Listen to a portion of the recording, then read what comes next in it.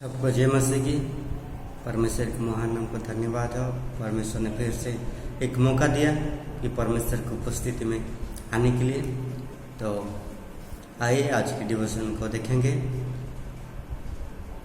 कि दूसरा पत्रस 1:4 में हम देखते हैं। इसमें इस प्रकार लिखा है, दूसरा पत्रस 1:4, जिनके द्वारा उसने हमें बहुमूल्य और बहुत ही बड़ी प्रतिज्ञा दी है। तो आज का टॉपिक है कि परमेश्वर के वादे को थामने के लिए विश्वास पैदा करें। कि परमेश्वर को प्रॉमिस जो कि हमें वादा किया है उसको थामे रखने के लिए हमें क्या करना चाहिए? विश्वास की पैदा करना चाहिए। आज की मेरा शीर्षक। तो यहाँ पर हम देख सकते कि वादे, परमेश्वर ने हमें एक प्रतिज्ञा की। बाइबल में कई सारे प्रतिज्ञा की।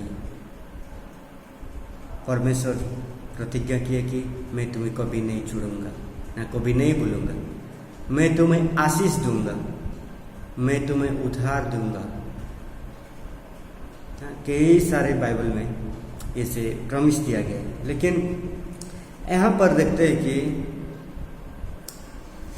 प्रेरित पतरस हमें बताते हैं कि परमेश्वर का वादे उसने अनमोल शानदार वादे किया है, जिनके द्वारा हमें अत्यंत बड़ी प्रतिज्ञा दिया गया है।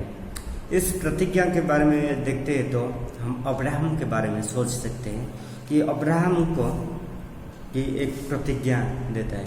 जबकि जेनेसिस 12 में, उत्पत्ति 12 अध्याय में परमेश्वर ने अब्राहम को बुलाता है और उनको एक वायदे के देश में लेके जाएंगे बोल के बुलाता है। अब्राहम को पता नहीं था मैं कहाँ जाऊँगा, कहाँ रहूँगा, क्या खाऊँगा, क्या पहनूँगा, उसको पता नहीं था। लेकिन परमेश्वर ने कहता है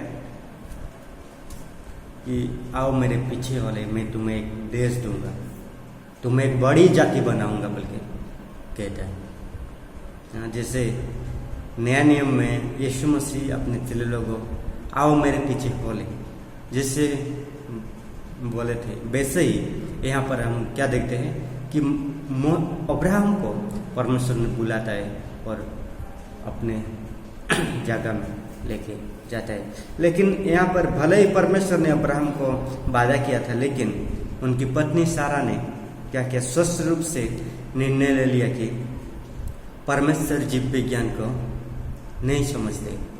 जीव विज्ञान मतलब कि शरीर में जो कि ज़्यादा साल हो गया तो बच्चा नहीं हो सकता। लेकिन परमेश्वर ने प्रॉमिस किया था, वादा किया था कि तुम्हें एक बेटा बनाऊंगा, उस बेटे के द्वारा सारे जाति आशीष पाएंगे। लेकिन हम देखते हैं कि सारे के जीवन में वो सारी एक क्या था, एक बांझ थी। उनके जीवन भर क्या होता है कि बांझ था। 65 साल तक वो बांझ रहा और वो आशाहीन हो गया था कि मैं अभी मेरे द्वारा बच्चा नहीं हो सकता है। लेकिन जब कि उत्पत्ति 17 अध्याय में अब्राहम के पास परमेश्वर आता है और बात करता है, जो कि 17 पंक्ति में लिखा है कि तुम्हें एक बच्चा होगा, और वो हंसता है कि ऐसे साल में कैसे बच्चा हो सकता है। और 18 अध्याय में सारी हंसती है कि अभी बच्चा पैदा करना असंभव है। लेकिन परमेश्वर के लिए कुछ भी असंभव नहीं है। लेकिन परमेश्वर उसको कहता है कि मैं प्रतिज्ञा दिया कि प्रॉमिस किया कि आने वाले साल में तुम्हें एक बच्चा रहेगा। लेकिन वो ज़्यादा साल की वजह से क्या होता है कि परमेश्वर ने जो प्रतिज्ञा किया है तो शायद मेरे द्वारा नहीं हो सकता बोल के अपने दासी को, किसको दे रहे हैं कि उत्पत्ति 16 अध्याय 2 से 4 में यदि देखेंगे तो लिखा है कि अपने दासी को, अपने प्रभु को, अब्राहम को देता है।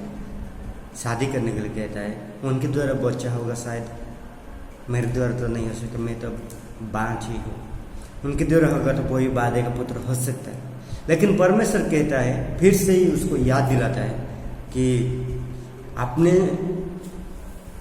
मैंने तुम्हें जो प्रतिज्ञा दी है, तुम्हारे खुद शारीरिक के द्वारा ही वो बच्चा पैदा होगा। लेकिन वो अपने रूप से, जो कि परमेश्वर जब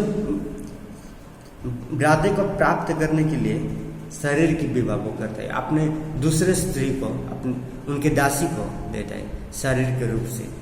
और एक पंक्ति हम देखेंगे रोमियो का 8:9 में लिखा है, परंतु जब ये परमेश्वर का आत्मा तुम में बसता है तो तुम शारीरिक दशा में नहीं परंतु आत्मिक दशा में हो।